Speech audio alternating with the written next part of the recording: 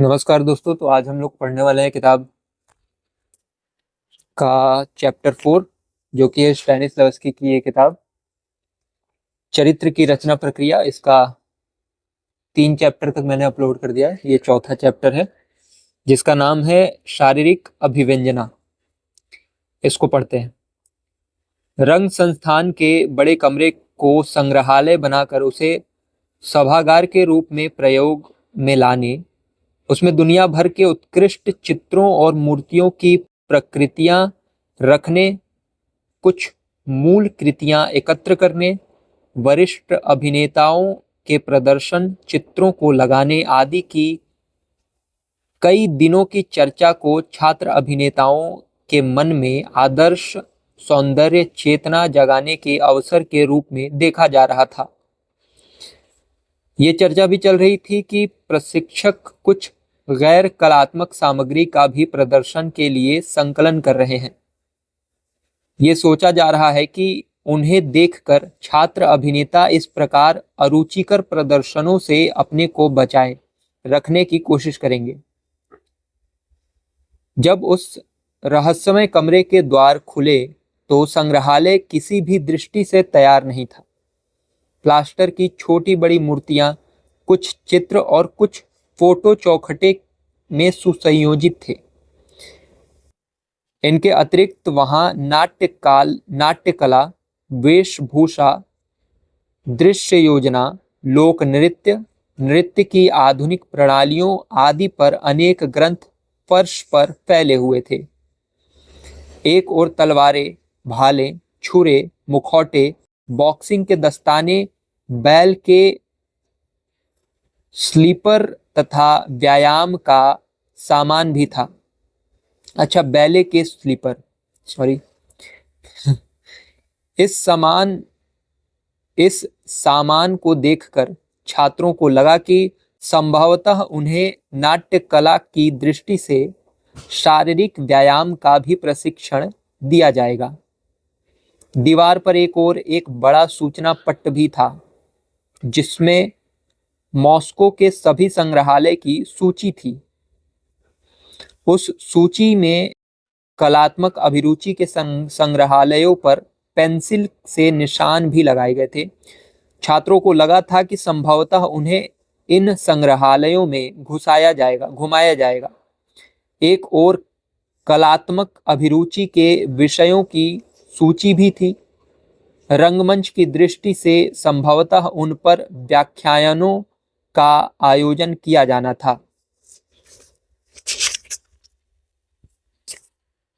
तोत्सोर्व दूसरे दिन अपने साथ एक स्वीडिश व्यायाम विशेषज्ञ को लेकर आए। छात्रों को संग्रहालय के कक्ष में ले जाकर तोत्सोर्व ने बातचीत आरंभ की। लोग सामान्यतः ये नहीं जानते कि प्रकृति प्रदत्त भौतिक उपकरण का कैसे उपयोग किया जाए। वे न तो ये जानते हैं कि कैसे उसे विकसित किया जाए और न ये जानते हैं कि कैसे उसे व्यवस्थित रखा जाए। इसे अपने चारों ओर थुलथुला, मांसपेशियां, भावहीन मुद्रा, ढलके हुए वक्षस्थल आदि ही बराबर देखने को मिलते हैं। इसीलिए, अच्छा इसमें मिस्टेक है, तो इसीलिए अपने चारों ओर थुलथुला, मतलब वो कहते हैं कि लोग ज्यादातर इस तरीके के हमारे आसपास देखने को मिलते हैं जिनका भावहीन मुद्रा, ढकले हुए वक्षस्थल आदि बराबर देखने को मिलते हैं। इनमें अपर्याप्त प्रशिक्षण और इस भौतिक उपकरण के अनुचित प्रयोग की भी झलक मिलती है। मतलब ये भौतिक उपकरण हमारे शरीर को बोल रहे हैं। उन्होंने आगे कहा, लेकिन जब हम रंगमंच पर कदम रखते हैं तो अनेक छोटी छोटी भौतिक कमजोरियां तुरंत ध्यान आकर्षित करती हैं। वहां अभिनेता को हजारों दर्शक ऐसी बारीकी से देखते हैं जैसे कि उसे आतिशी शीशे से, मतलब वो मैग्नीफाइंग ग्लास से, जो सब कुछ को बड़ा कर देता है, ऐसे देखा जा रहा हो जब तक किसी विकलांग चरित्र का प्रदर्शन वांछित न हो। वांछित होने पर उसे अपेक्षित स्तर प्रदर्शित करना अनिवार्य होगा। अभिनेता को सहज गतियां करनी चाहिए ताकि जो प्रभाव वो छोड़ता है उसमें वृद्धि हो, उसमें कोई व्यवधान न पड़े। इसीलिए इसके लिए स्वस्थ और गतिशील शरीर होना एक अनिवार्य शर्त है। ऐसा शरीर ही असामान्य नियंत्रण रख सकता है। इस कक्षा के आरंभ से तुम बहुत आगे निकल आए हो। नियमित दैनिक व्यायाम ने केवल उन मांसपेशियों को और जोड़ों को जिनका तुम सामान्य जीवन में प्रयोग करते हो और जिनकी तुम्हें जानकारी तक नहीं है, बड़ा लचीला और फुर्तीला बना दिया है। बिना व्यायाम के सभी मांसपेशियां शिथिल हो जाती हैं।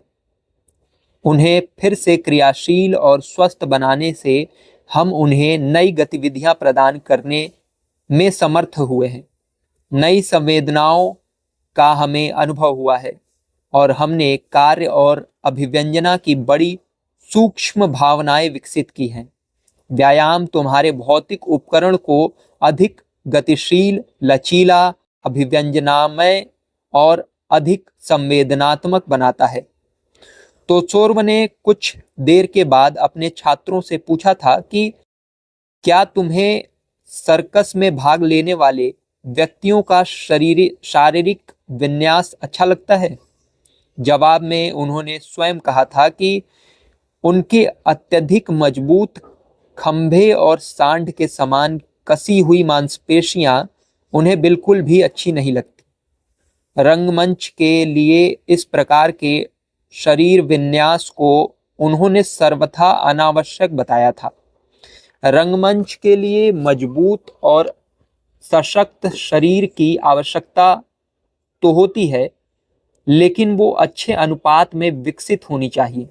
भली प्रकार सुव्यवस्थित, लेकिन उसमें किसी प्रकार का स्वाभाविक अतिरेक नहीं होना चाहिए।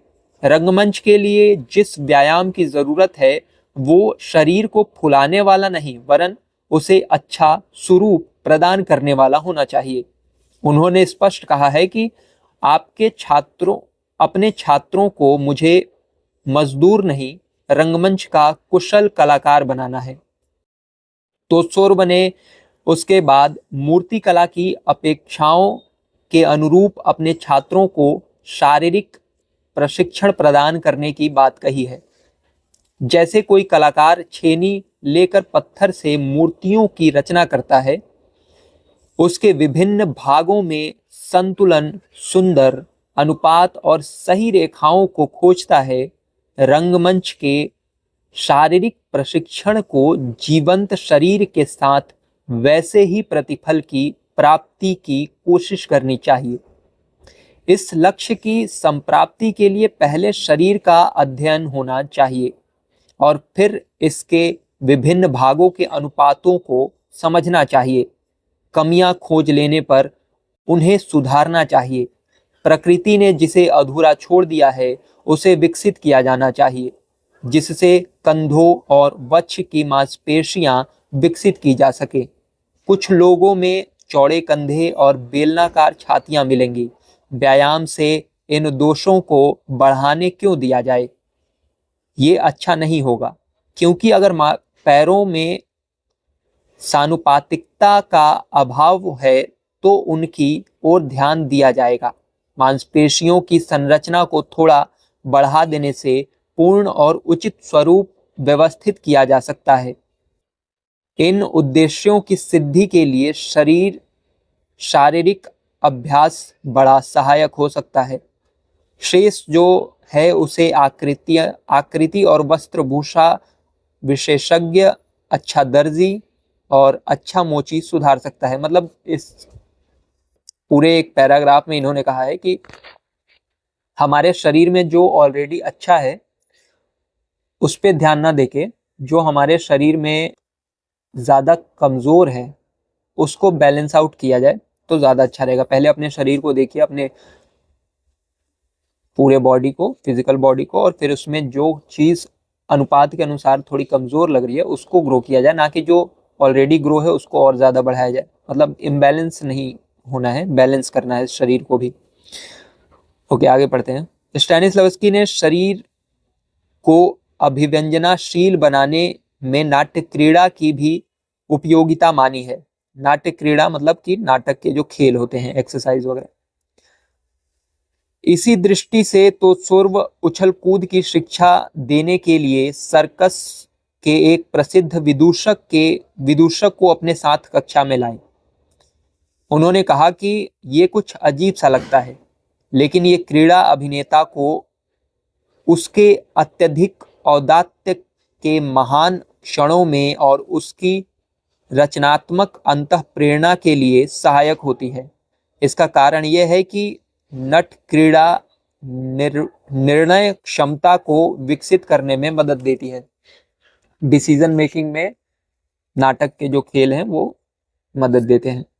सर्कस के कलाबाज के लिए ये बड़ा ही खतरनाक होगा कि वो मौत की ओर ले जाने वाले या गर्दन को संकट में डालने वाली क्रीड़ा के ठीक पहले ऊन इकट्ठा करने या कपास ओटने के काम में लग जाए।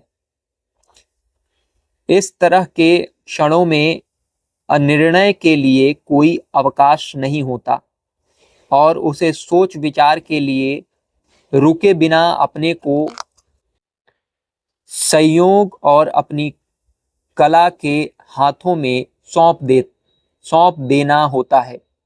उसे कूदना ही होगा, चाहे कुछ भी हो जाए। अपनी भूमिका के चरम बिंदु पर पहुंचकर कलाकार को ठीक यही करना चाहिए।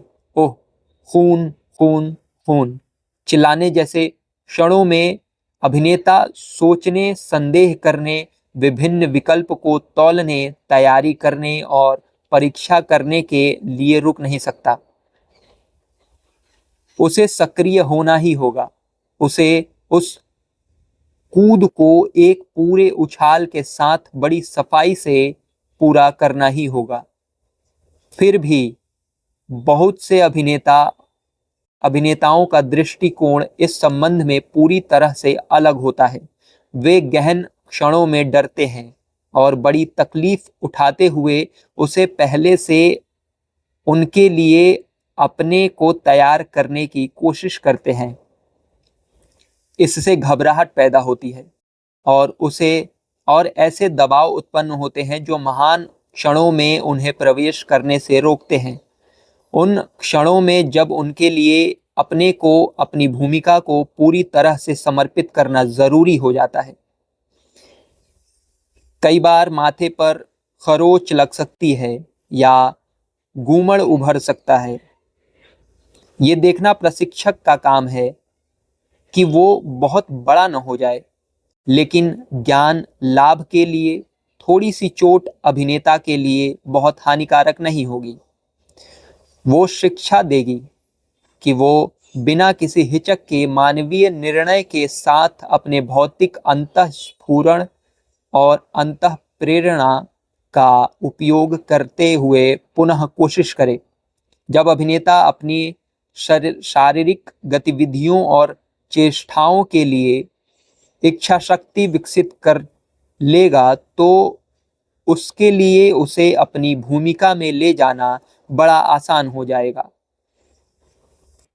और वो ये सीख जाएगा कि बिना सोच विचार के फेर में पड़े वो अपने को तुरंत और पूरी तरह से अंतःस्फुरण और अंतःप्रेरणा की शक्ति को समर्पित कर दे।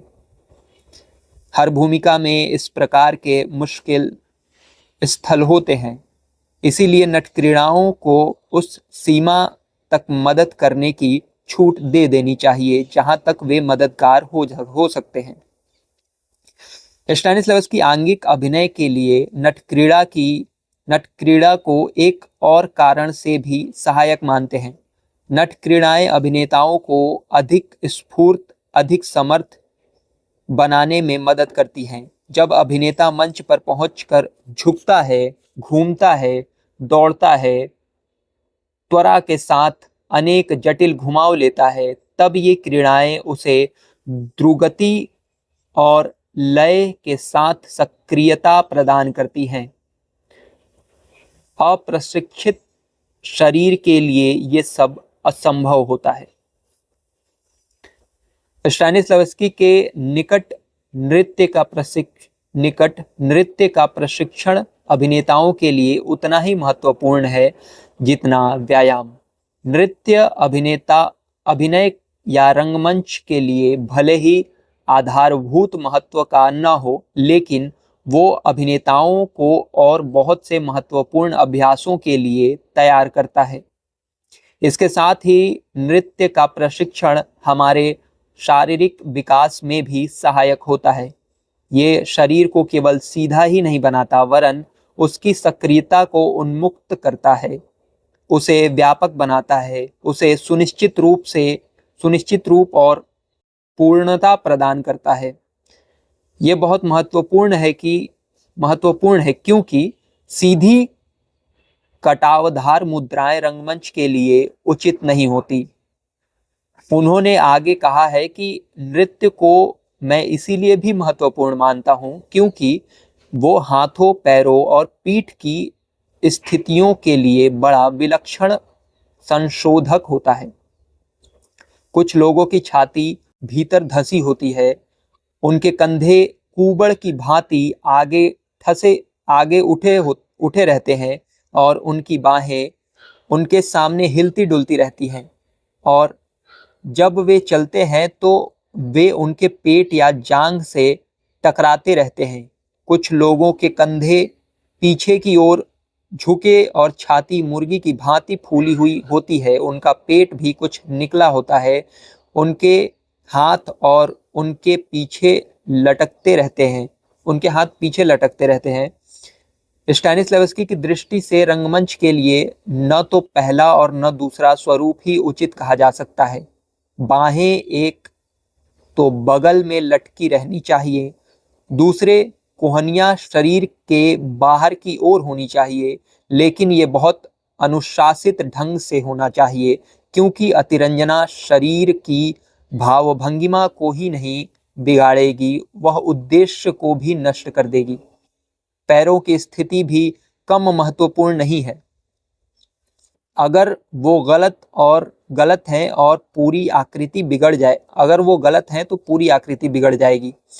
आदमी बेडौल, भारी भरकम और एक ओर झुक जाएगा।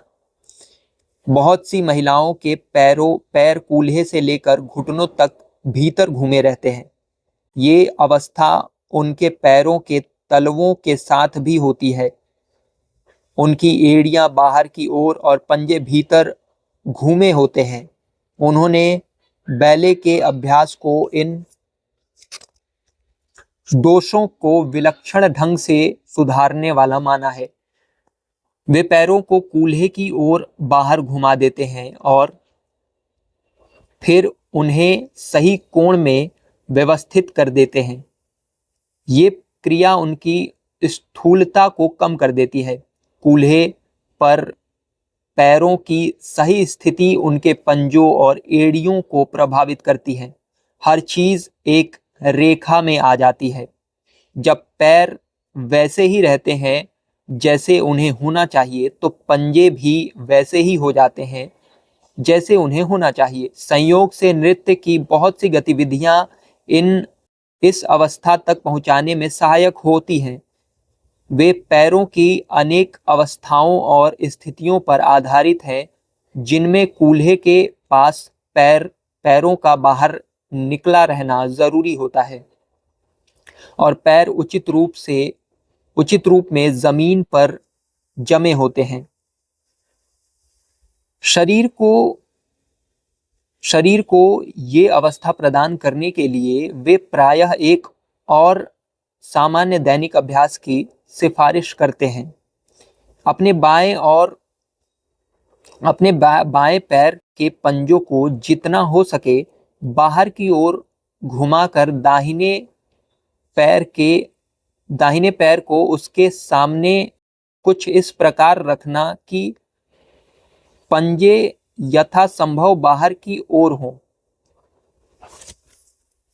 ये करते समय दाहिने पैर के पंजे बाएं पैर की एड़ी को छूने चाहिए और बाएं पैर के तलवे दाहिने पैर की एड़ी के पास आने चाहिए। ये करते हुए शुरू में अपना संतुलन बनाए रखने के लिए किसी कुर्सी को पकड़ना होगा।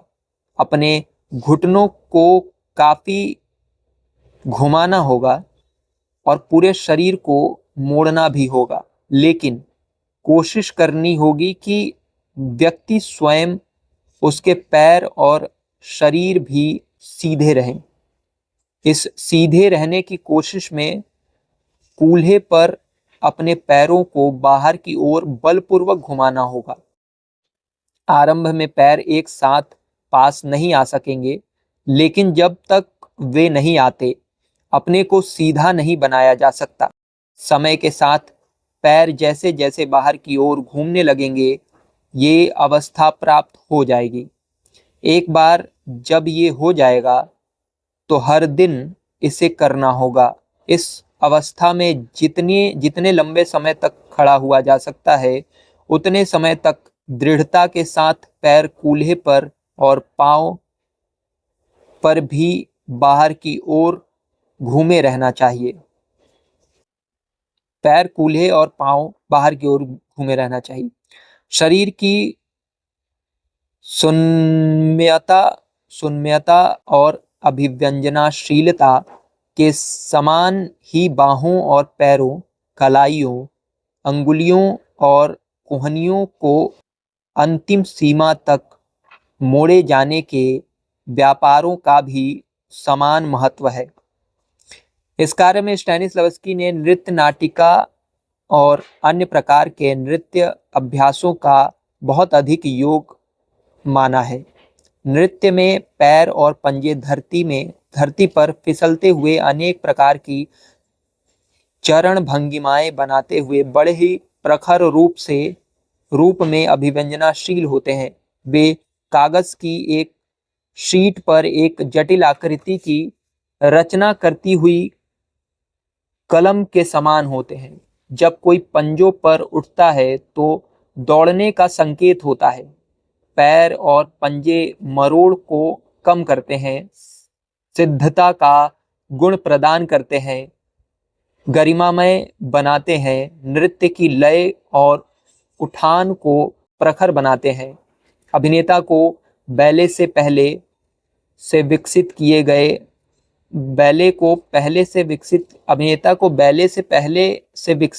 गए तरीकों का लाभ उठाना चाहिए। जहाँ तक कलाई और अन्य अंगों की बात है, बैले के अभ्यास में उनकी गतिविधियों में कोई लाभ संभव है। ये काफी मिस्टेक है इसमें, तो मेरे हिसाब से होगा यहाँ पे, बैले की गतिविधियों में कई लाभ संभव है। स्टैनिस्लवस्की इसे नहीं मानते। कोई लाभ संभव है, स्टैनिस्लवस्की नहीं, कोई ही है। कोई लाभ संभव है, इसे स्टैनिस्लवस्की नहीं मानते। लेकिन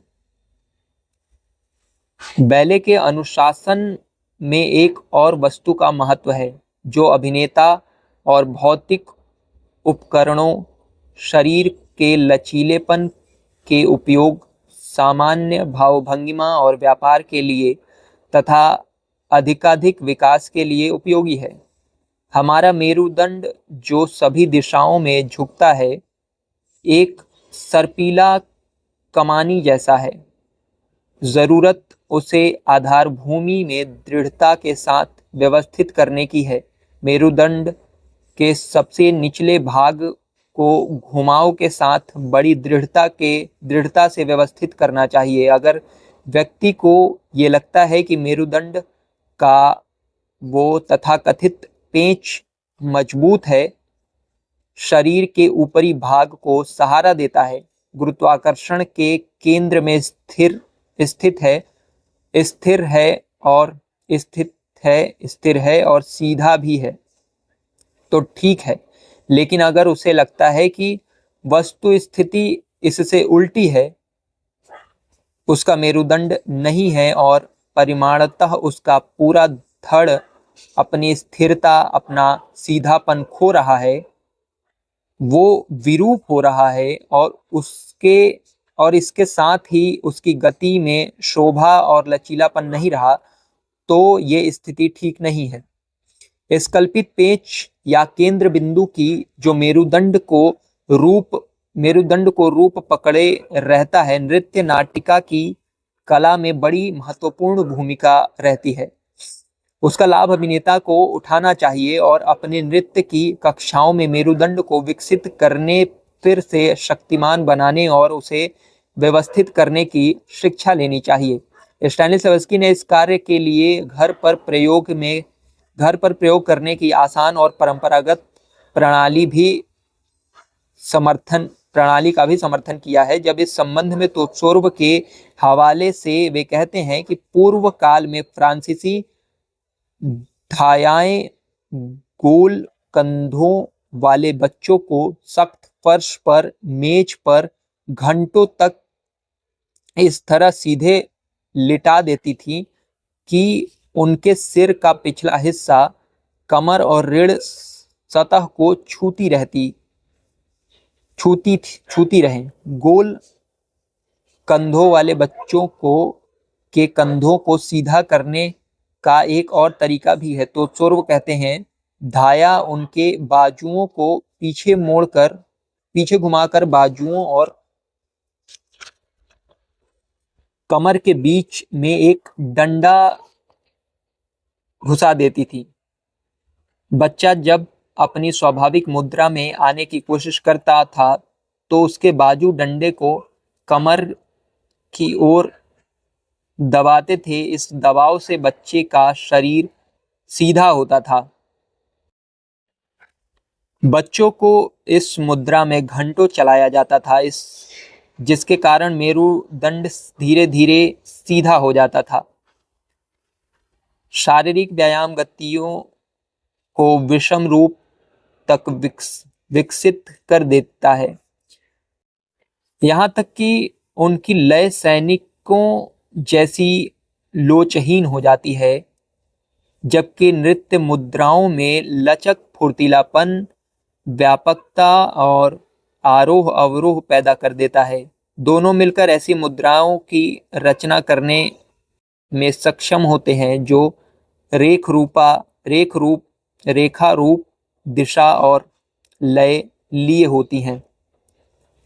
शारीरिक व्यायाम की गतिविधियां सीधे रेखाओं में होती हैं, लेकिन नृत्य की रेखाएं बड़ी जटिल और विविधतापूर्ण होती हैं। फिर भी नृत्य नाटिका और नृत्य अक्सर रूप की भव्यता के अतिरेक तक ले जाते हैं तथा अतिरंजित गरिमा एवं प्रभावाधिक्य उत्पन्न करते हैं। ये अच्छा नहीं होता। इन अनुपात रहित और अतिरेक पूर्ण गतिविधियों में पुरुष और स्त्री दोनों ही प्रकार के नर्तक आवश्यकता से अधिक शोभा और जगमगाहट उत्पन्न करना चाहते हैं। ये विभिन्न मुद्राओं की संरचना को संवेदनशीलता, बनावटीपन और अस्वाभाविक तथा कभी-कभी अशोभनीय अतिरंजना से भर देता है। रंगमंच पर इन आवृत्तियों से बचने के लिए कोई भी आंगिक चेष्टाएं केवल प्रदर्शनों के लिए ही नहीं की जानी चाहिए। अभिनेता की प्रत्येक गतिविधियों का हमेशा कोई उद्देश्य होना चाहिए। उसकी भूमिका के तारतत्व से उसका संबंध अवश्य होना चाहिए। सप्रयोजन और रचनाशील कार्य संभवतः अतिरंजना को, अनावश्यक मुद्राओं को और ऐसी खतरनाक प्रतिफलों से अभिनेता को बचाता है। स्टैनिस्लवस्की ने इसके बाद कोत्स्या के, जिसकी भूमिका में वे स्वयं उतरे हैं, अपने मित्र पॉल के साथ उसके घर जाने और वहां एक अति प्रसिद्ध अभिनेता से मिलने का विवरण दिया है। उससे मिलने पर कोत्स्या को ये लगा कि ये विलक्षण अभिनेता शब्दों में नहीं वरन देह भाषा में अधिक बोलता है। गाइस बंदर आ गया।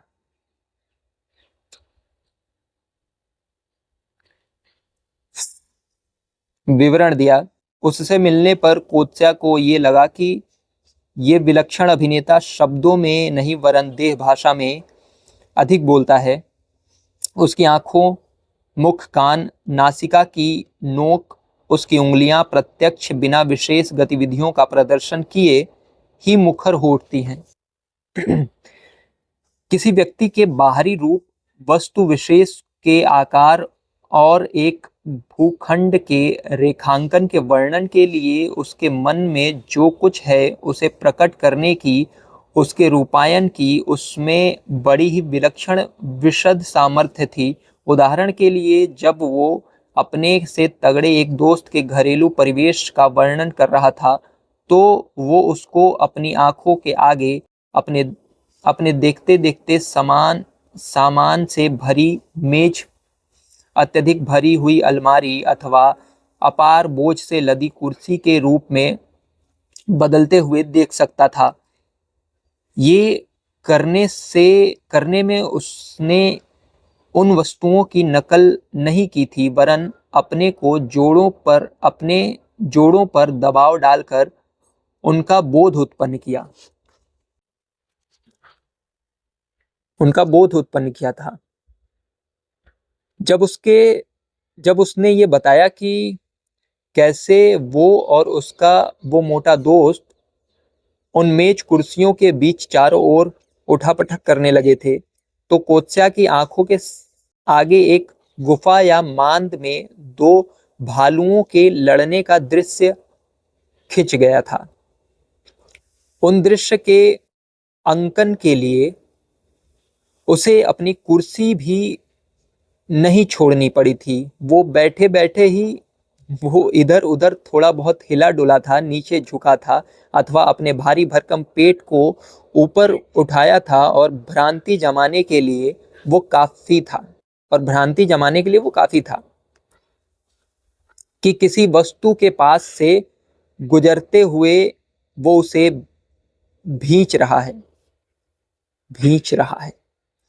अपने एक अन्य प्रदर्शन में जिसमें किसी के सड़क पर पूरी गति से दौड़ती हुई गाड़ी से किसी खंभे से टकराने से पहले कूद पड़ने का विवरण था, उसने इस घटना को इतना विशद बना दिया था कि सभी लोग एक साथ सराहना करने लगे थे।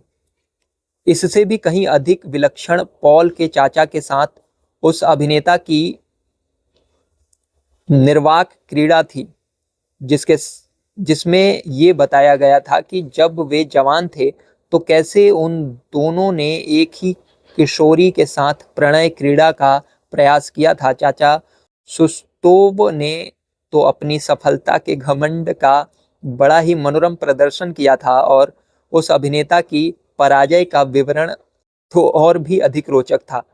उस दूसरे अभिनेता ने एक शब्द भी नहीं कहा, लेकिन प्रसंग में कुछ स्थलों को लेकर आपत्ति करने के लिए उसने मात्र अपनी आंखों को उपस्थित लोगों की ओर ऐसे घुमाया था कि जैसे वो कह रहा हो, ये सब गुस्ताखी है, ये झूठ बोल रहा है और यहाँ बैठे लोग तुम सब बेवकूफ उसे सुन रहे हो और उसके हर शब्द पर विश्वास कर रहे हो। एक क्षण को तो वो मोटा आदमी ये बहाना करते हुए भी वो हताश और परेशान है। मोटा आदमी ये बहाना करते हुए कि एक क्षण को तो वो मोटा आदमी ये बहाना करते हुए कि वो हताश और परेशान है, अपनी आंखें बंद किए हुए बैठा रहा था, अपने सिर को पीछे ढाले निश्चेष्ट बना रहा था और तब अपने कानों को हिलाया डुलाया था। लगा था जैसे अपने हाथों के स्थान पर कानों का उपयोग अपने दोस्तों की निरंतर की चटर-पटर को एक ओर हटाने के लिए कर रहा हो। चाचा सुस्तोव के कुछ और घमंड भरे शब्दों पर उसके मेहमान ने अपनी नाक की नोक को पहले दाहिनी और फिर बाईं ओर बड़े ही बेढंगे तरीके से घुमाया था। उसके बाद उसने पहले अपनी एक भौं और फिर दूसरी भौं उठाई थी। यही उसने अपने माथे के साथ भी किया था। फिर उसके पूरे होठों पर थोड़ी सी मुस्कान खिल उठी थी। इन सभी छोटी छोटी लेकिन सामान्यतः दिखाई न देने वाली गतिविधियों से उसने शब्दों से कहीं ज्यादा कारगर तरीके से चाचा सुस्तोव के आक्रमण को निरस्त कर दिया था। एक और हंसाने वाला बहस मुबाहिसा शब्दों के उपयोग के बिना ही उन दोनों दोस्तों के बीच चला था। उन दोनों ने अपनी उंगलियों से ही अपने अपने तर्क दिए थे, लेकिन ये पूर्णतः स्पष्ट था कि वे दोनों एक दूसरे पर प्रणय प्रसंग के संदर्भ में आरोप प्रत्यारोप लगा रहे हैं। भोजन के बाद काफी पी लेने पर चाचा पॉल ने अपने मेहमान से ओस्ट्रोवस्की के नाटक द स्मार्ट से अपने प्रसिद्ध मौन दृश्य का अभिनय करने का निवेदन किया। उसकी ये प्रस्तुति इतनी चित्रात्मक और मनोवैज्ञानिक थी कि उसकी अभिव्यक्ति केवल चेहरे और आंखों की भंगिमाओं से ही संभव हो सकती थी। तो यहाँ पे जो है चौथा पार्ट भी खत्म हो गया है। अब पांचवा पार्ट अगले वीडियो में, जो कि है गति की नमनीयता। तो इस चैप्टर में जहाँ तक समझ में आया कि फिजिकल बॉडी पे ही ज़्यादा फोकस है कि फिजिकल कैसे कैसे किया जाए। 2-3 एक्सरसाइज भी इसमें इन्होंने बताया है कि पैर को कैसे ठीक किया जाए। मतलब डांस को भी इन्होंने बताया कि डांस वांस करना चाहिए ताकि एक अभिनेता का ऊबड़ उबड़ सब ठीक रहे, बॉडी पॉस्चर करेक्ट रहे। तो इस वीडियो को यहीं पे खत्म करते हैं। अगला वीडियो आएगा कल या परसों। Thank you.